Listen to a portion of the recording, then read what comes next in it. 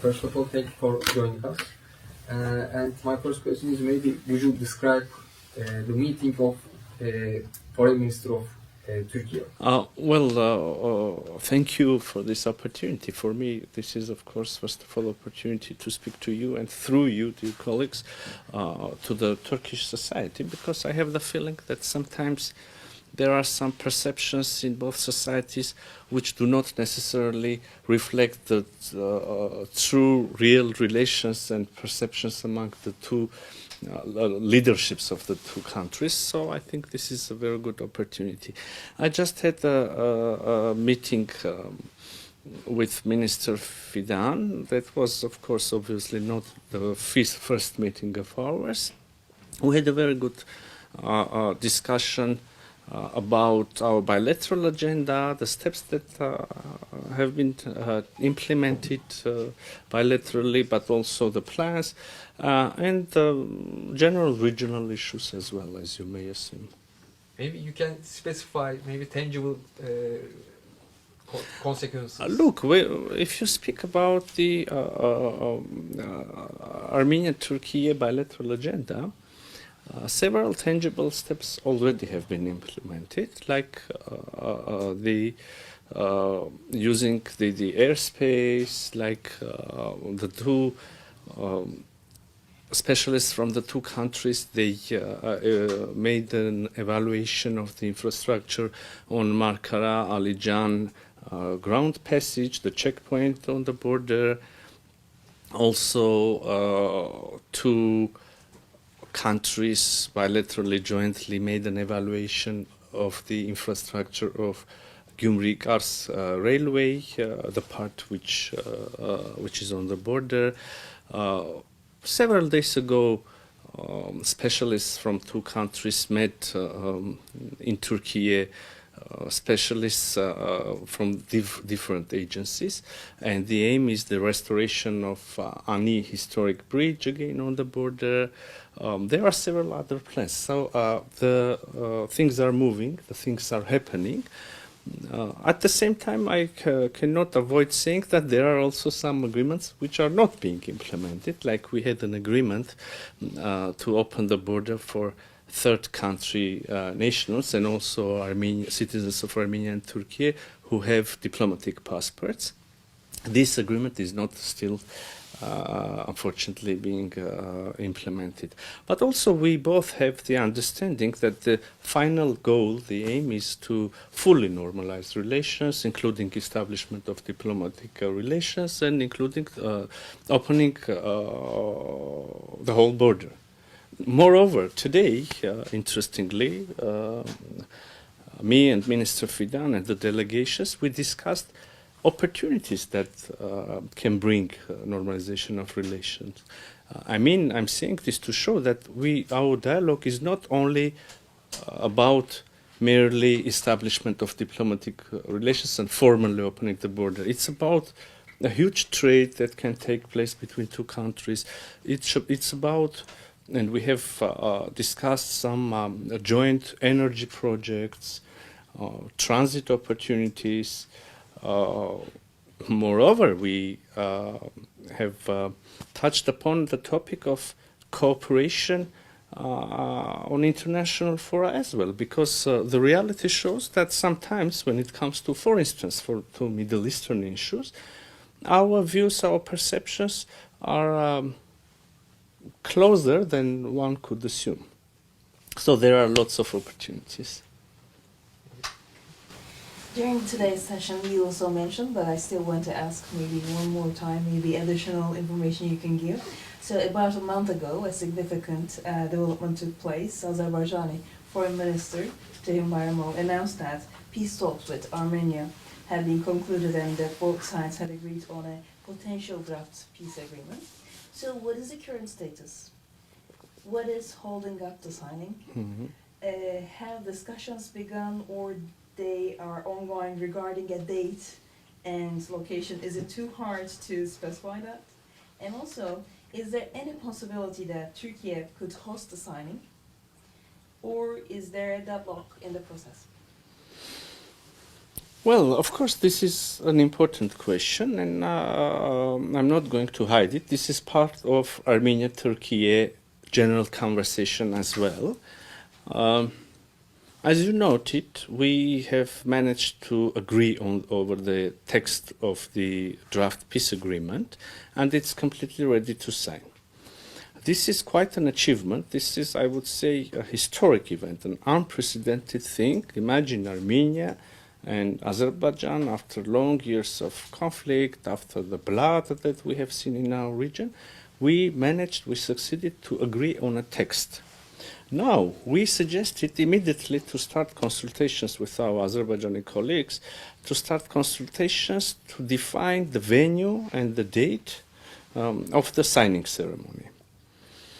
Unfortunately, we see that Azerbaijan has a little bit different perception of the issue. They think that Armenia should implement some other things to make the signing possible. For instance, they mentioned the dissolution of Minsk group of OSCE. And our perception, our response is that we are completely ready to initiate the process of dissolution of Minsk group of OSCE.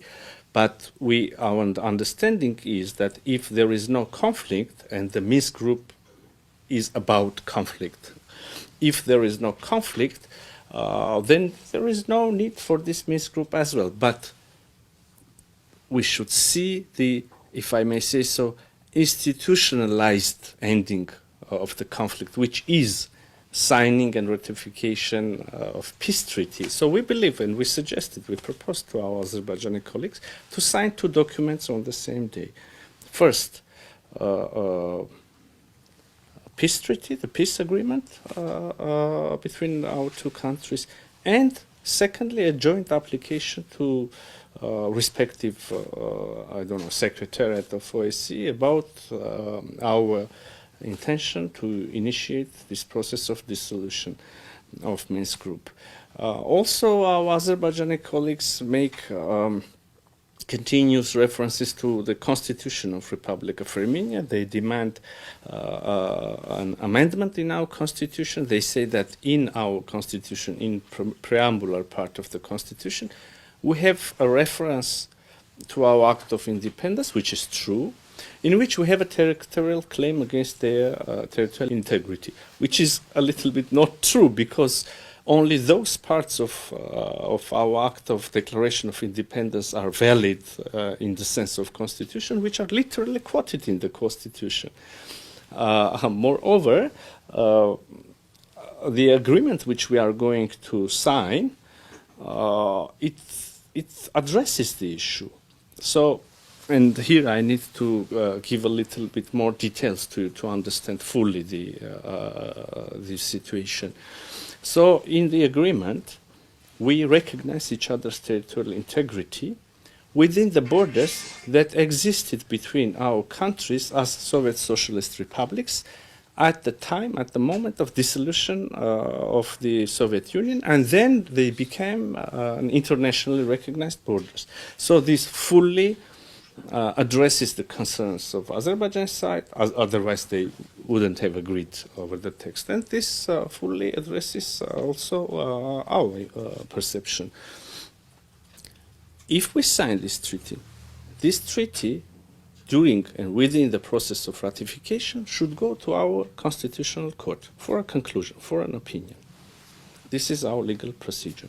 So if our constitutional court says that this sentence, this provision fully complies to our constitution, I mean, not having any territorial claim beyond the borders, which is acceptable for Azerbaijani side, which is internationally recognized.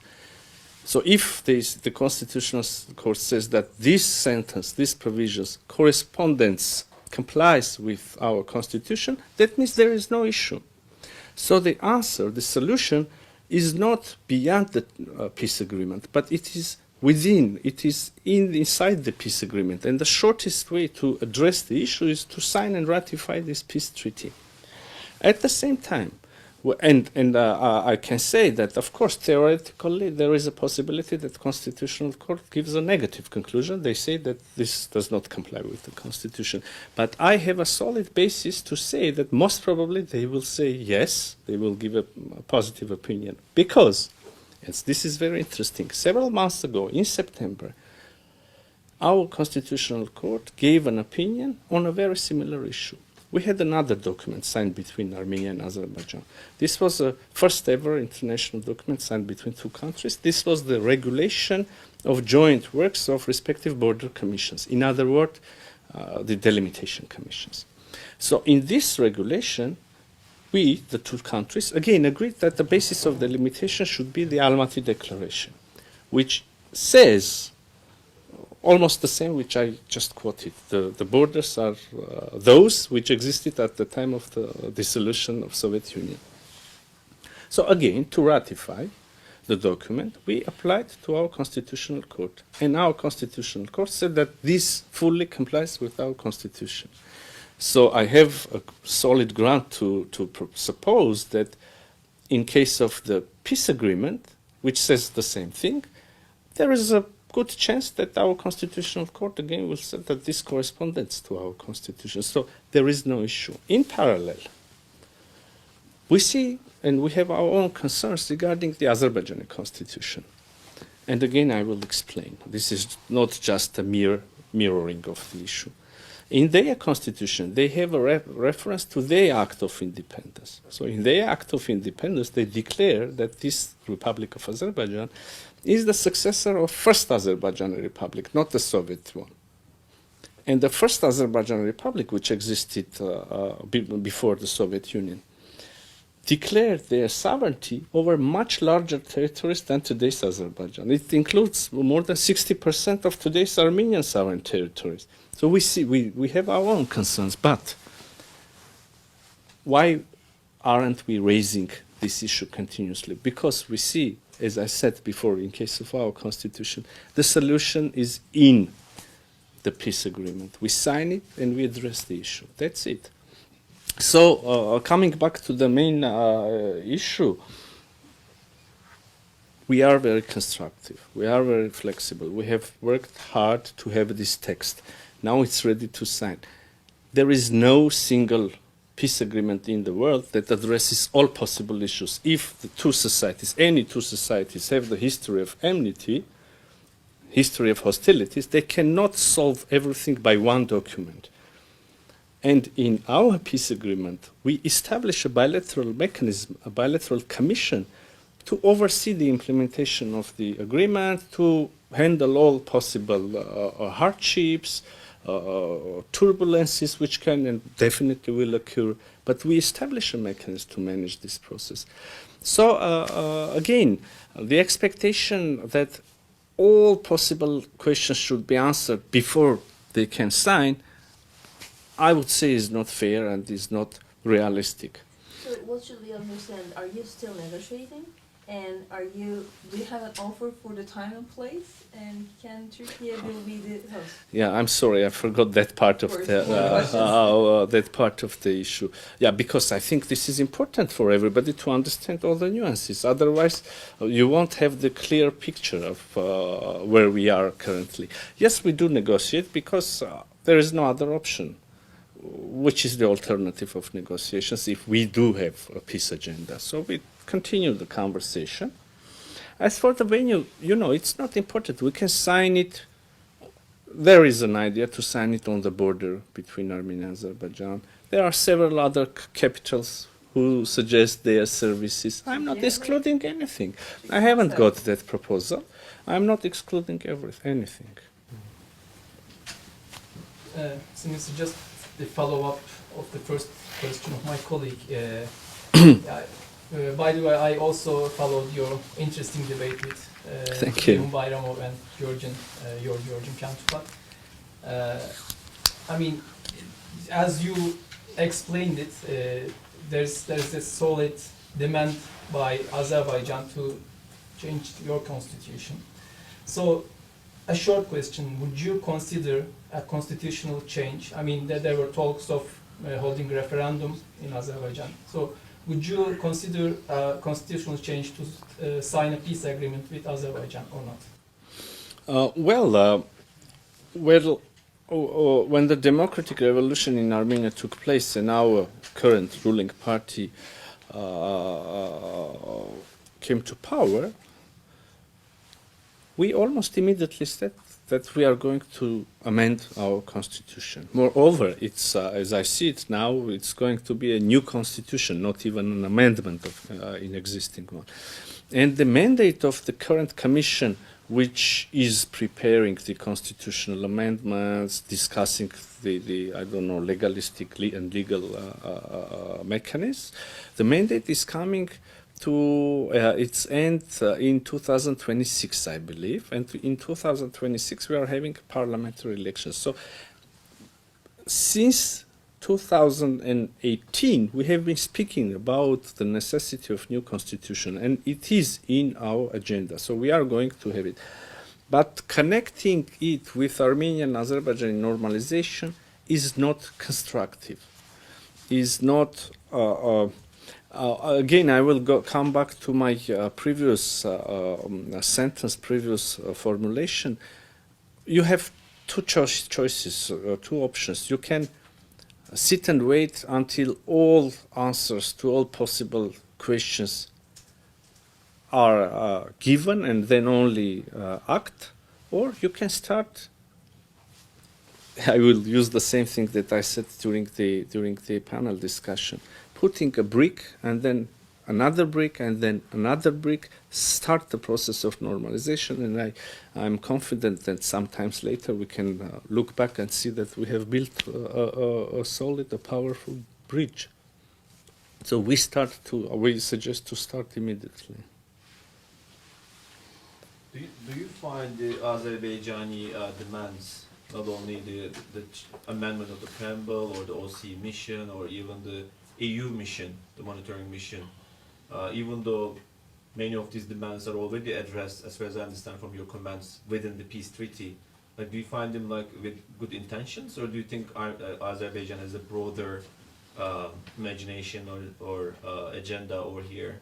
Because as far as I know, you were supposed to basically release a joint declaration on the peace treaty draft, and then it didn't happen, and the Azerbaijanis have basically unilaterally released a statement before you did, and then they made those demands. And it looks like even though this preamble debate has been going on for a while and both sides have been trying to address it, it's still hanging over the treaty. So, and also, my question is very late and I'm trying to bring my mind into it, but do you think there might be an escalation out of this process? I mean, hopefully not, but like, where is this going?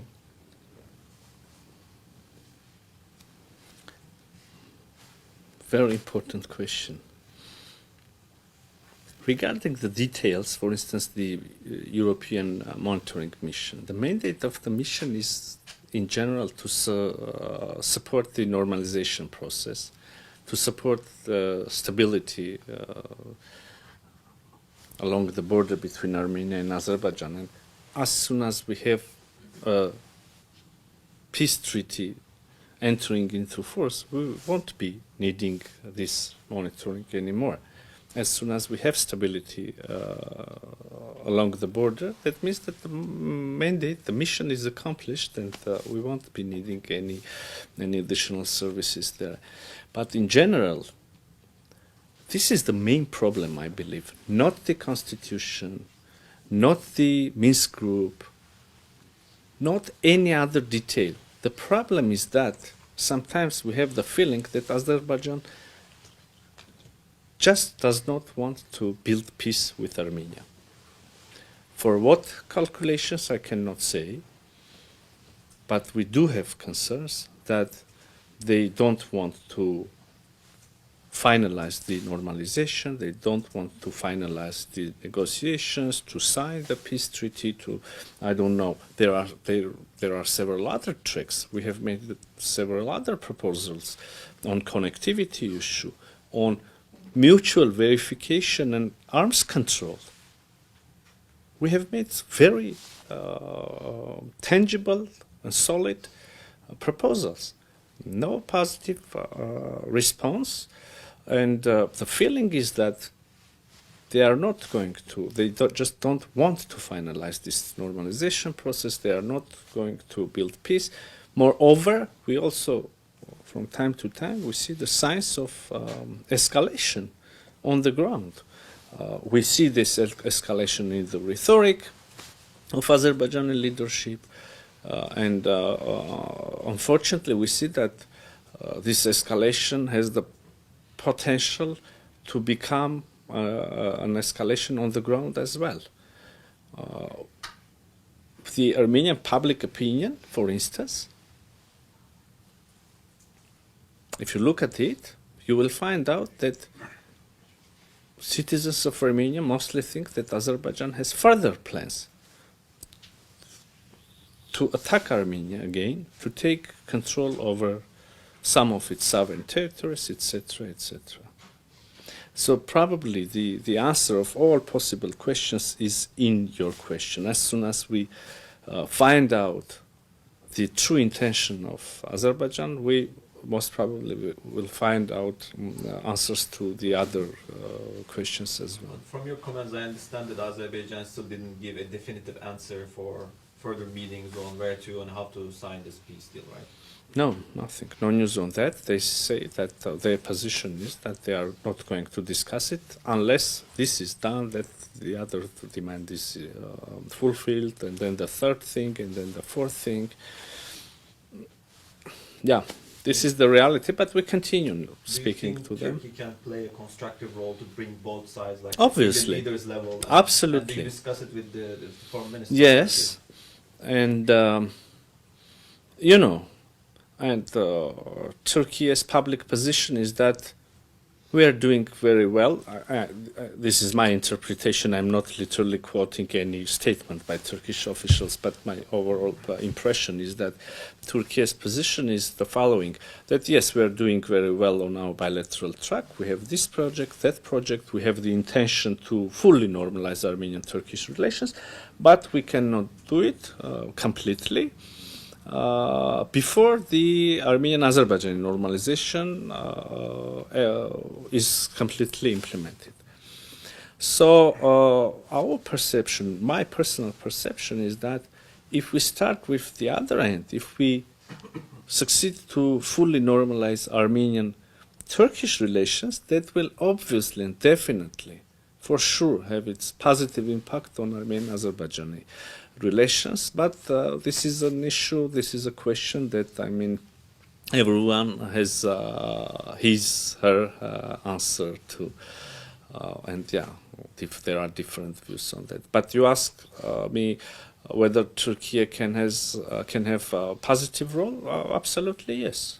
So today during these meetings, have you set a date to come together, two countries?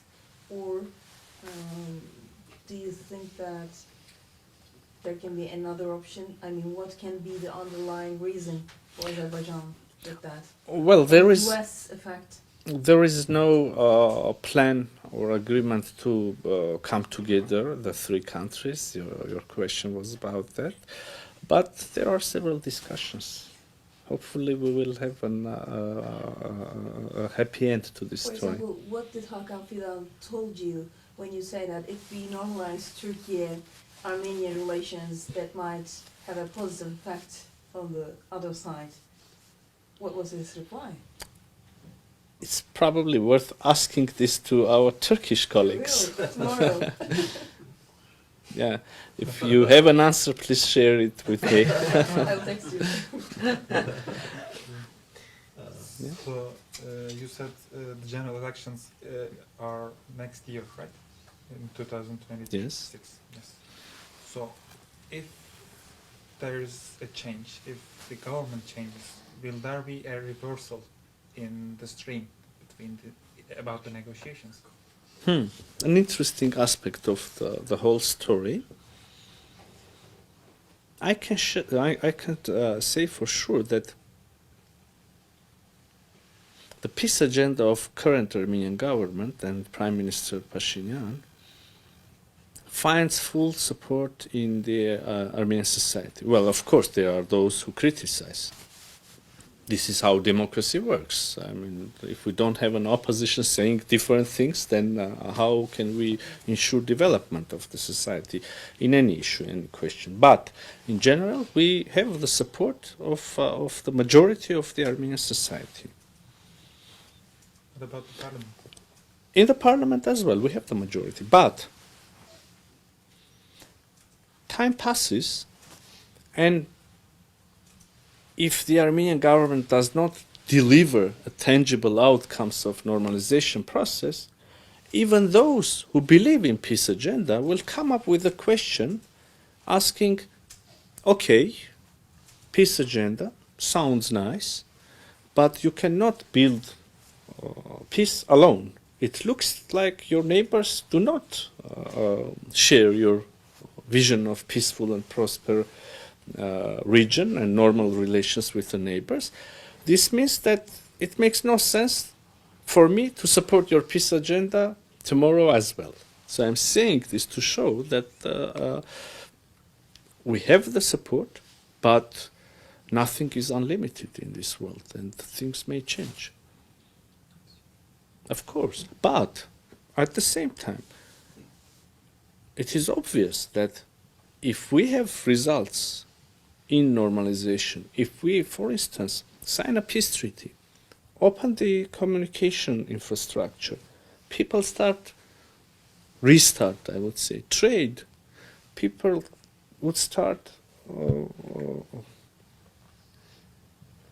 interactions, humanitarian issues are being addressed, etc., etc., it will make the natural, neighborly development of relations natural, normal, and the reverse to the era of hostilities would become more and more, less and less tangible, less and less realistic. The same I can say for the case of our normalization with Turkey. If we start, if we already have made several joint things, if we open the border, if we start implementing joint energy projects, if the direct trade increases, that will change the mood, that will change not only the mood in our societies, that will change the whole region, I believe. We do have this window of opportunity. We do have public opinions supportive to this opportunity more than ever in the past. So we have a choice. We can focus on obstacles, we can focus on history, on the past, or we can focus on present and build better future. We should decide jointly. Did you have any interactions with the Trump administration? Because with Biden administration, you signed some important agreements before the departure of the last administration. But with the Trump administration, did you have any engagements? Because as you know, there are like lots of talks about Witkoff visiting Baku and signing potentially or proposing the signing of an Abraham Accord that can give security guarantees to Azerbaijan. And of course that will basically change the balances on the ground as well, and it will empower Azerbaijan through the horizon. So do you have any engagements with Trump? So Yes, we do. That's why I was asking any US effect. Yeah, I remember that you also asked about the United States. We do have engagements. The U.S. administration welcomed, the new administration welcomed our statements on agreeing over the text of peace agreement. I can also say that there is an interest in new United States administration towards normalization of relations between Armenia and Azerbaijan. We see the signs of it.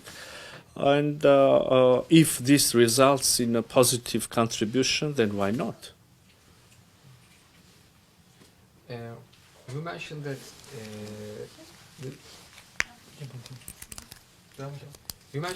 the potential changing mindset of Azerbaijan. Can we say that the public opinion of Armenia has distinctive different between Azerbaijan relations, normalization process, and normalization process of Turkey? You know, to tell the truth, some wounds are still very fresh, and it's not easy. The issues are very sensitive for both societies, I believe, not only for Armenian society. But we also see that I'm not probably to tell an opinion on Azerbaijani society or their public opinion. I mean, that would be a little bit, that would need a little bit more studies or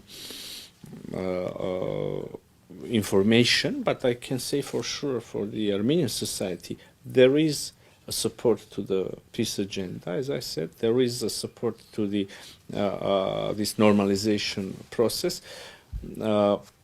Despite the fact that the wounds are still very fresh. But also, we should deliver.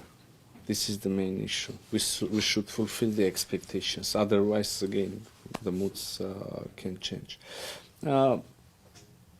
I cannot see huge difference between the perception of Armenian-Azerbaijani relations and Armenian-Turkish relations, except the fact that, as I said, in case of Armenian-Azerbaijani topic, the wounds are very fresh. There are still the humanitarian issues that are not addressed so far.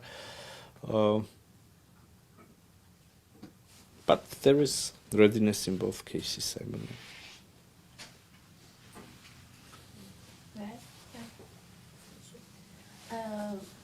What I'm going to ask is, you said views are very fresh, but last month Armenian Prime Minister Pashinyan made remarks to Turkish journalists in Yerevan that were widely interpreted as signaling a new chapter in relations between two countries. Pashinyan said, "Our official position is that international recognition of Armenian genocide is not currently among our foreign policy priorities." So do you believe this issue, long source of tension between Turkey and Armenia, can finally be resolved?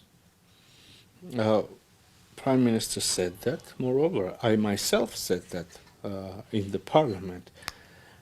But, you know, history is history. Memory is memory.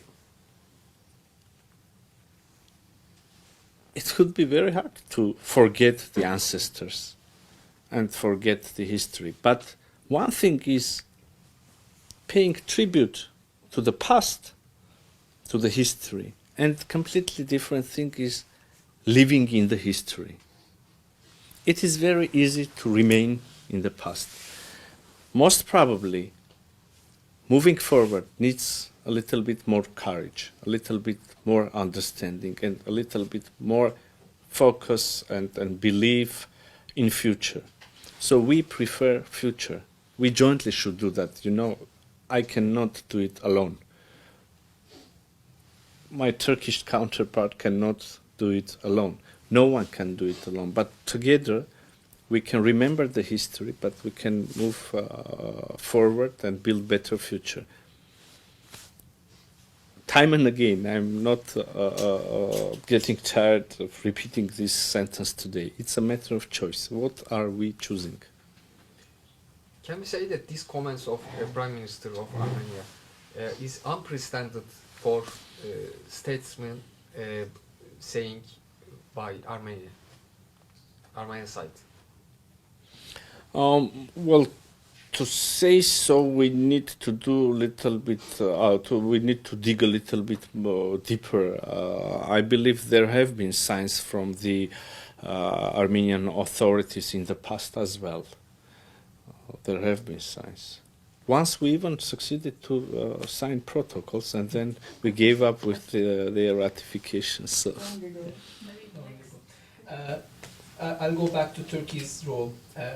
You said that Turkish Foreign Minister obviously will speak on behalf of Turkey, which we will ask tomorrow. But I'm going to ask to you, did you ask Turkey to play any facilitator role between Armenia and Turkey in this difficult time? I mean, in this deadlocked, obviously, talks between Armenia and Azerbaijan.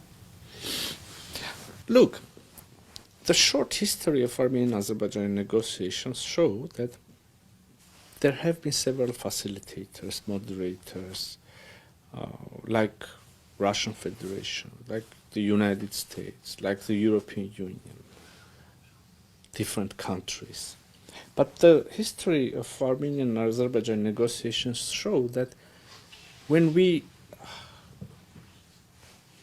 had bilateral negotiations, those negotiations were the most successful. So probably we can have engagement of all the countries which are interested in peace in South Caucasus, in peace between Armenia and Azerbaijan, in some way. But when it comes to concrete negotiations, when we are left alone, the two countries alone in the room, we are able to talk directly. We have the contacts. We easily exchange thoughts. So in terms of technicalities, we don't have any problem. So we don't probably also need any other facilitation. But again, all the countries which I mentioned, most probably some others as well, they can have a positive contribution. So the involvement should not be limited to facilitating the